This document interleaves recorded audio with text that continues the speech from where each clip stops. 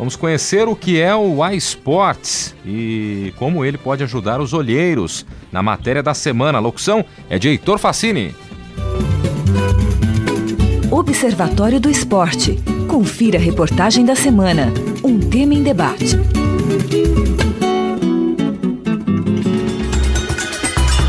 O trabalho do olheiro no universo dos esportes é feito através da análise da atuação de um atleta durante um período de tempo. A partir daí, o profissional avalia se ele tem a possibilidade de virar um grande talento ou não. O trabalho passa por um processo subjetivo da percepção do olheiro, avaliando conforme a bagagem do profissional do esporte. Mas isso traz alguns problemas. É caro se deslocar para ver esses atletas, o que faz com que fique difícil captar talentos em regiões mais afastadas do eixo sul-sudeste. É muito imprecisa a análise através de vídeos enviados, pois normalmente eles só vêm com os melhores lances dos esportistas. E até mesmo a avaliação presencial não consegue dar uma noção completa, pois só considera um curto período de tempo. Para isso, o Centro de Ciências Matemáticas Aplicadas à Indústria, da USP de São Carlos, o CIMAI, desenvolveu o iSports. Ele é um programa que coleta e compara diversos dados através de uma base estatística para indicar possíveis talentos. A equipe do programa Observatório do Esporte entrevistou o professor Francisco Lousada, que é coordenador do CIMAI e um dos desenvolvedores do projeto. Ele explica como que surgiu a ideia para o aplicativo, ajudando a complementar o trabalho do olheiro. Eu resolvi montar um grupo de alunos para começar a trabalhar no desenvolvimento de um sistema que levasse em consideração a possibilidade de nós termos medidas objetivas, resultados objetivos, que são dados de esportistas, e que nós pudéssemos fazer um processo de comparação desses dados desses esportistas de uma forma sequencial. Por exemplo, eu conseguiria dados objetivos numa determinada turma, num grupo de alunos, e aí se o profissional tivesse a oportunidade de liberar o conjunto de dados dele para outro técnico, ou mesmo se ele tivesse diferentes, eu refaria de novo as contas e tentaria descobrir quais são os talentos esportivos que vão estar dentro daquela minha base de dados. O programa ainda só foi projetado para o futebol. Lousada fala sobre o porquê dessa escolha. Nós já tínhamos aqui no CMEI, do Centro de Matemática e Estatística Aplicada, do qual atualmente eu sou diretor desse centro. Nós temos um grupo de pesquisadores que trabalham com modelagem estatística direcionada para o esporte. Nós já vínhamos fazendo previsão para a Copa do Mundo, já vínhamos fazendo previsão para o Brasileirão, para outros estaduais também, para a Liga Inglesa. E o que acontece? Aí foi uma forma de nós diversificarmos os estudos. Outro ponto é que o projeto foi teorizado antes da Copa do Mundo de 2014, que aconteceu no Brasil. O tema ficou recorrente na mídia e isso estimulou a melhora na busca de novos talentos no esporte. Mas como funciona esse cálculo específico? São vários treinos computados dentro da base estatística. O professor Francisco Lousada também explica como essa base funciona. O que acontece é o seguinte: existe a necessidade do processo de coleta de informação, então você vai necessitar colocar alguns testes para serem feitos aos alunos, e a partir daí o sistema começa a funcionar, E esses testes, de alguma forma, têm que ter algum tipo de equivalência, Por hora, nós temos uma estrutura fixa de teste. Como é um protótipo, nós consideramos uma situação bem simples, onde nós temos 6 diferentes tipos de testes, 3 testes que são testes físicos e 3 testes que são testes de aptidão para o esporte, no caso o futebol. E a partir daí, nós temos uma metodologia estatística para visualizar quem são os melhores alunos num determinado tipo de teste, mas também desenvolver uma metodologia nova onde nós levamos em consideração todos os testes ao mesmo tempo. A partir do momento que você inclui um determinado aluno dentro do sistema, ele tem a capacidade de recalcular tudo de novo para descobrir quem são os talentos esportivos. A partir disso, você pode descobrir os atletas mais completos, aqueles que são os melhores em certas áreas que os outros, por exemplo. Ainda consegue aperfeiçoar as áreas mais deficitadas dos esportistas avaliados. Outro ponto importante do projeto é que ele não é uma plataforma engessada. Você pode mudar os testes conforme a necessidade de quem a utiliza, conforme mostra o professor Francisco Lousada. Quem nos oferece esses testes físicos são educadores físicos, profissionais do esporte, técnicos que estão ligados a essa parte de educação física e que podem nos fornecer os testes, os fisioterapeutas. Nós estamos simplesmente tentando reduzir o tempo entre a aplicação de determinado tipo de teste e a obtenção dos resultados ligados à detecção de quem são os talentos esportivos. Então, nesse contexto, o que acontece é que os testes podem ser alterados. Você pode, de alguma forma, quer dizer, um determinado grupo de pessoas, por exemplo, digamos um time que tem várias escolinhas, ele pode dizer o seguinte: olha, eu gostaria de implementar esses testes aqui. E implementamos esses testes. Fazemos também testes estatísticos para visualizar se esses testes que nós estamos aplicando têm a capacidade de discriminar de forma adequada os talentos esportivos, se eles, de alguma forma, têm a capacidade de identificar quem são os melhores talentos. Por isso, além do futebol, a ideia é se expandir para outros esportes. Entrevistamos também Alexandre Maiorano, que desenvolveu o iSports como sua tese de mestrado e atualmente é doutorando em estatística pela USP. Ele explica como seria essa adaptação para outras modalidades. Essa metodologia ela pode ser generalizada para outros esportes. O que é necessário? Verificar em que em cada esporte deve ser avaliado. Por exemplo, basquete. Quais são os fundamentos principais do basquete? Como eu devo avaliar um atleta? Aí eu seleciono essas características, escolho os testes adequados para medir isso e substituo.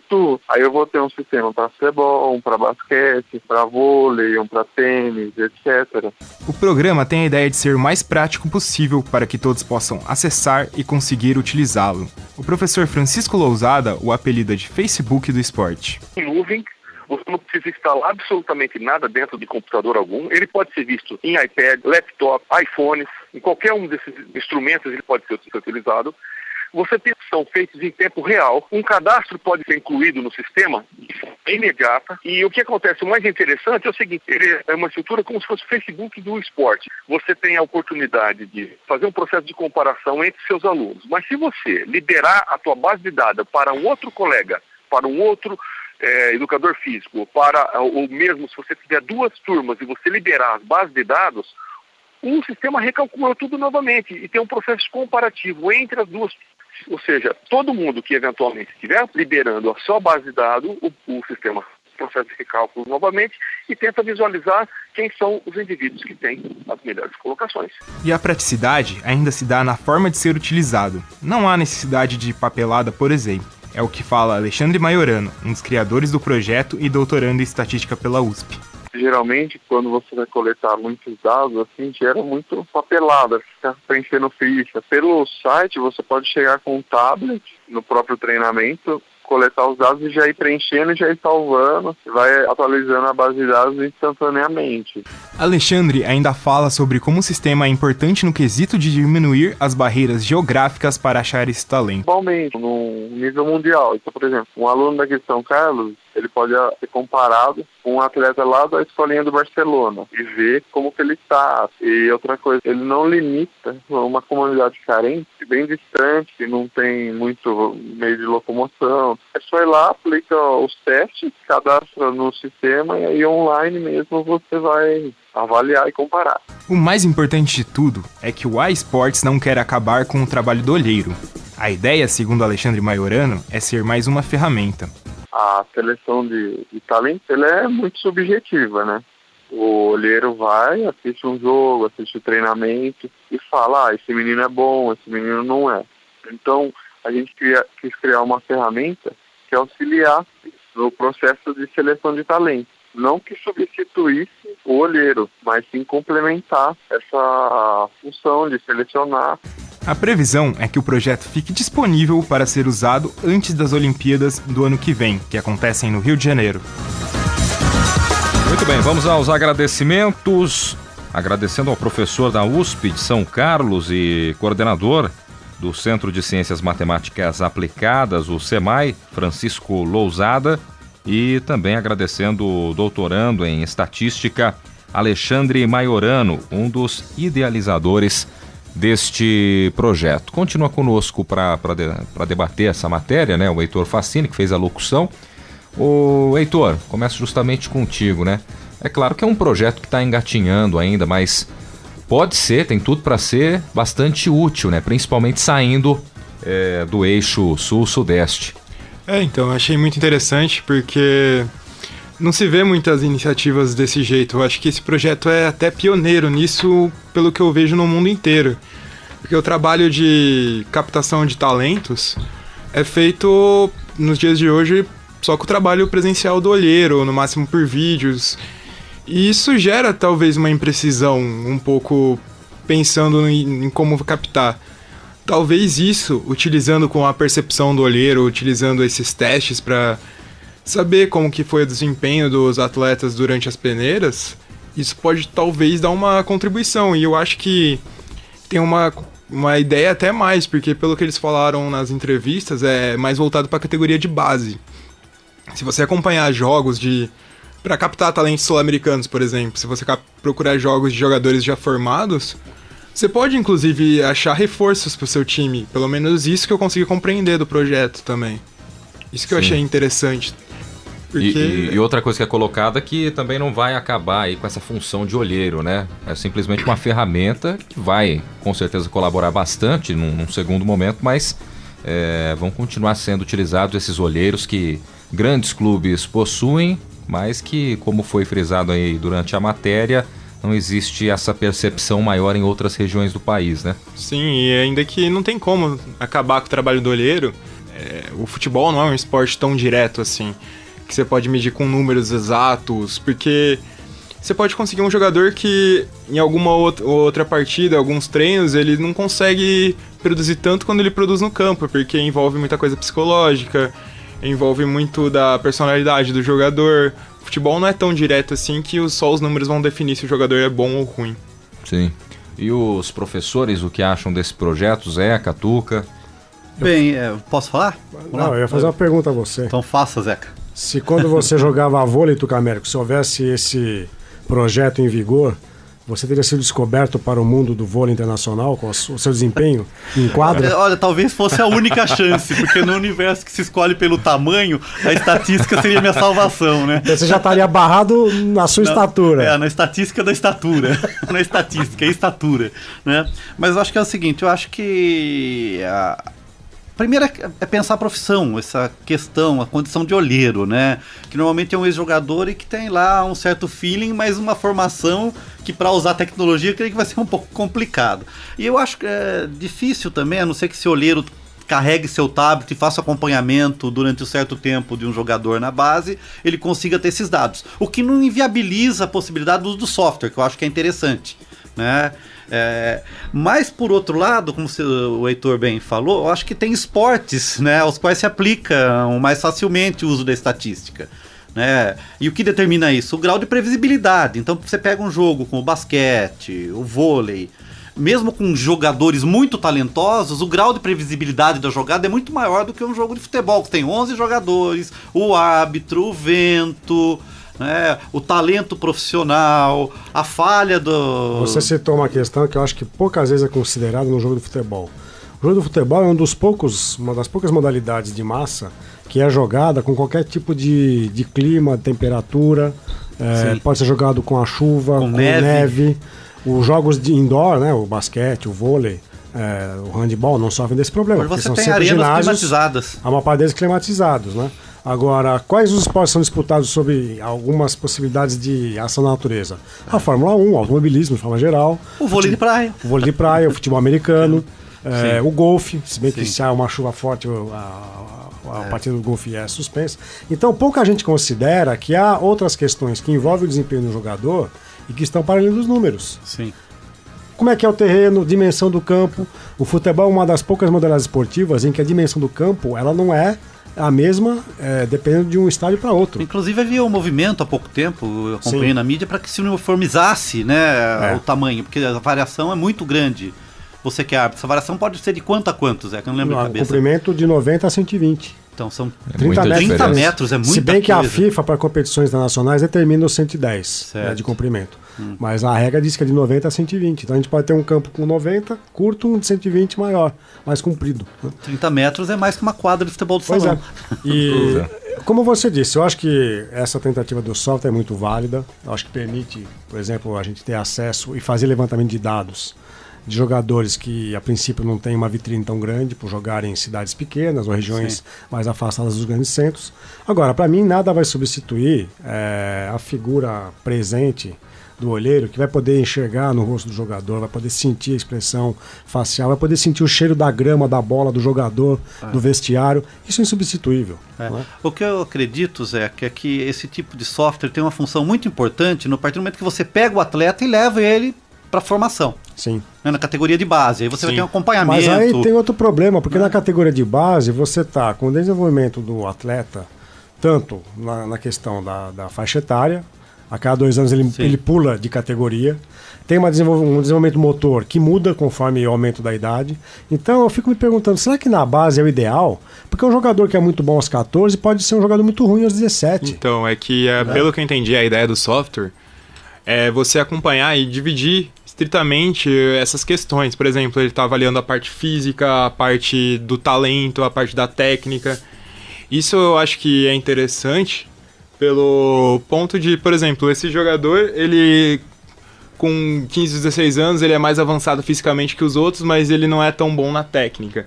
Você pode, a partir daí, aprimorar os fundamentos. Alguns fundamentos, cabeceio, chute com o pé esquerdo, pé direito. Usar uma analogia que um professor de cinesiologia, quando eu fiz faculdade de educação física, ele sempre usava, né?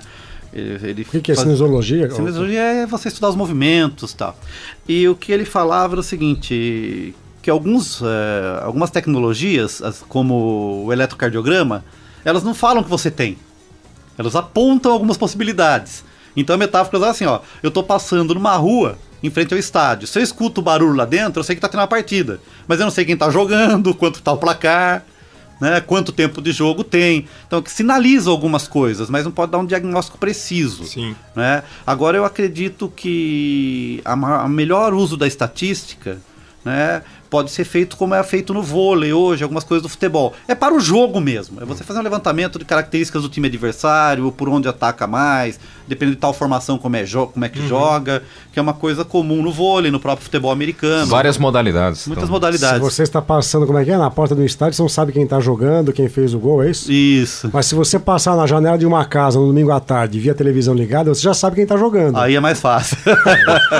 E outra coisa que é legal também é, por exemplo, se Bom, você tem que explicar a piada, pô. O nosso ouvinte pode não sacar a piada. Então explica a piada, vamos lá. O Corinthians está jogando no domingo à tarde, né? Porque Quase sempre, pelo menos. Esse final de semana não, né? Verdade. Vai jogar contra o Santos de manhã, pois não, Heitor? E pra mudar, outra coisa que eu acho interessante é que, por exemplo, você pega um jogador que se identifica como atacante, mas ele acaba não tendo tantas finalizações, ele não consegue ir tão bem.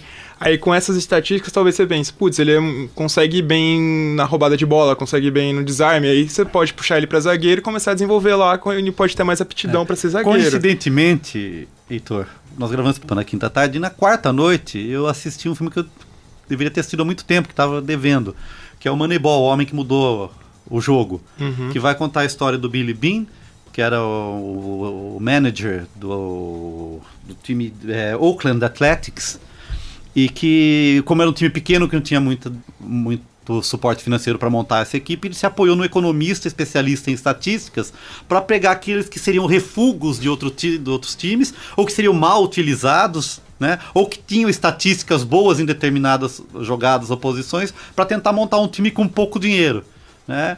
Isso foi uma história real que aconteceu, e na verdade esse time demorou um pouco para engatar, mas conseguiu até quase quebrar um recorde de ter 19 partidas sem perder, né, na World Series americana, no campeonato deles lá, né? Mas foi um time montado na base das estatísticas, mas ali na base do refúgio, né? É mais ou menos como quem tá voltando da Europa que poderia ajudar meu time hoje de futebol. É como mais ou menos o que o Juan Carlos Osório tá tentando montar o time dele sem ter muito recurso para contratar agora. Sim. Pegar e colocar o Pato numa posição diferente, colocar o Carlinhos como ponta direita, que tá rendendo mais do que rendia como lateral. Pegar o Breno, que sempre foi zagueiro, colocar como primeiro volante. Mas é uma coisa que foge um pouco da cultura brasileira, né? Infelizmente. A cultura brasileira é a prancheta do Joel Santana. A prancheta do Papai Joel. Papai Joel. Eu queria só citar uma outra forma de atuação do olheiro que eu pude presenciar quando eu era árbitro de futebol. Vocês sabem que quando há um jogo de futebol, ao trio da arbitragem, que agora é um quarteto, já foi sexteto quando havia aqueles árbitros atrás das duas balizas que não faziam nada, eram elementos decorativos. Mas enfim, também existe um delegado da Federação Paulista de Futebol, ou da CBF, que acompanha os jogos. É quem cuida da parte administrativa, ou então ele vai fazer a avaliação do desempenho dos árbitros, vai dar nota para os árbitros. E havia um observador da Federação Paulista que ele tinha se inscrito como observador com uma função muito clara. Era acompanhar os jogos das categorias de base do Campeonato Paulista de, na época, juniores, juvenis, o que hoje seria o sub-19, sub-17. Ele ia acompanhar esses jogos no interior, quer dizer, ele recebia uma diária para fazer o trabalho de observador, mas no fundo ele queria observar não o árbitro, ele queria observar futuros promissores jogadores. Fez um combo. Que poderiam ser indicados, né, para empresários ou para clubes que mantinham uma estrutura dessas de compra e venda. Então eu percebi isso porque ele chegou a conversar comigo, né? Olha, aquele jogador joga bem, né? O que você acha, né? E eu, como árbitro, eu posso dizer que em muitos jogos sim, que eu atuei, era possível perceber futuros, o potencial de jogadores que futuramente poderiam se tornar grandes craques. E a gente percebe, só que a maior parte deles com quem eu pude ter a oportunidade de atuar não vingaram muito.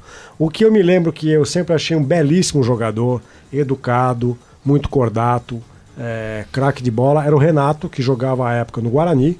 Depois ele se transferiu para o Santos, foi para a Espanha, para o Sevilha e hoje está de volta ao Santos. O Renato, o meia Renato. Dizem até que joga de terno, né? Classudo.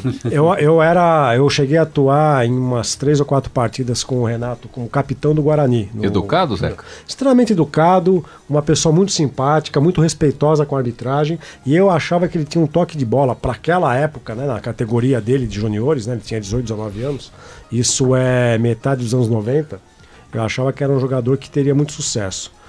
Teve um sucesso relativo, foi para a Europa, fez sucesso no Sevilha, mas eu acho que na seleção brasileira ele poderia ter um pouco mais de protagonismo.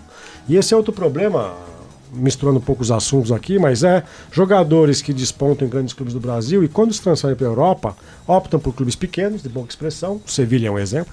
Apesar do Sevilha ter conquistado aí, por exemplo, Copas UEFA, conquistou... Venceu a Liga Europa, né? A atual Liga Europa, sim, né? Sim. Conquistou 2 vezes nos últimos 4 anos. É um clube intermediário, né? Mas é um clube que dificilmente vai conseguir ser campeão espanhol, quer dizer, vai ficar sempre ali no segundo degrau. Então é o problema do Renato. Eu acho que o Renato teria merecido uma chance maior na própria seleção brasileira principal, né? Então tá aí um exemplo. Eu, por exemplo, se fosse olheiro na época que eu atuava como árbitro, eu diria, contrata esse rapaz que esse rapaz promete. E eu cheguei a apitar jogos do jogador que era do Rio Branco, foi pro São Paulo, que depois motivou um rebuliço no Campeonato Brasileiro. Sandro Hiroshi. Sandro Hiroshi, ele mal falava português, e esse reclamava bastante. E já mostrava que tinha algum potencial, algum diferencial ou não? Era um bom jogador, um bom jogador. Tinha qualidade. O Sandro Hiroshi, esse caso aconteceu no final da década de 90, né? Quando ele defendia a equipe do São Paulo. Mas aí fica a expectativa, portanto, aí pro desenvolvimento dessa ferramenta, né? Vamos saber aí, já pro próximo ano, a expectativa é que esse projeto ele possa ser utilizado ainda antes dos Jogos Olímpicos no Rio de Janeiro, no ano que vem. E você, ouvinte do programa que acessa as redes sociais, curta a nossa página no Facebook. O endereço é o www.facebook.com/Observatório do Esporte. Acesse também o blog do nosso programa. O endereço é o www.observatoriodoesporteunesp.blogspot.com.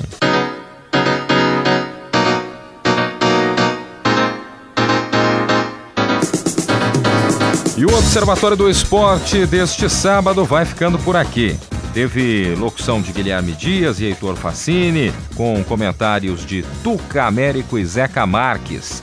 Equipe de reportagem com Leonardo Del Sante, Jéssica Dourado, Isaac Toledo, Heitor Facini e Thiago Pavini. Direção de Fábio Fleury. Trabalhos técnicos Paulo Pepa. O Observatório do Esporte é um projeto de extensão universitária financiado pela ProEx, a Pró-Reitoria de Extensão da Unesp. Para você, um grande abraço, ótimo final de semana, obrigado pelo carinho da audiência e até a próxima. Observatório do Esporte, informação além das 4 linhas.